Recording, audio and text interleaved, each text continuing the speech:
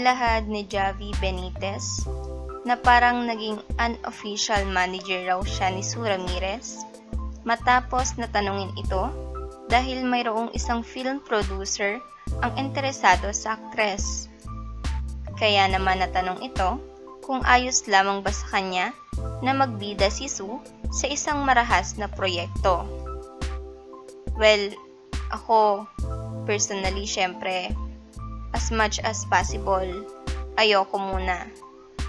Pero I understand naman na kung very artistic kasi siya and game naman, you know, Sue is very fearless.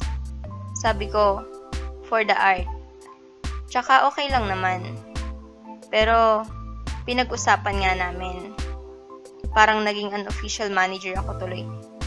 Sabi ko, at least ang career mo habang umaano pa, wag na lang muna, 'di ba?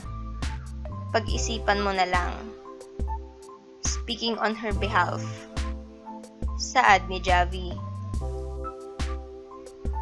Muli naman itong natanong kung ano ang kanilang plano ngayong Christmas holidays.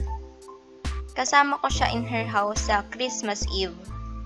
And then, I'll spend time sa family ko on Christmas Day.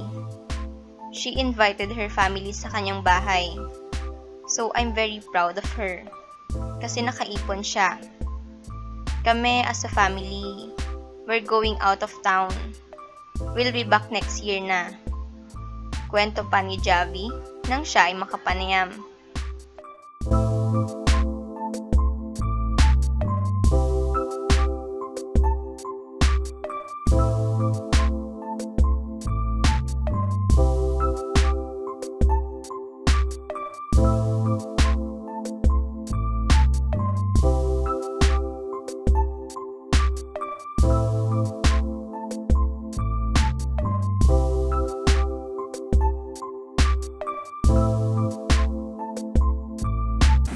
Share for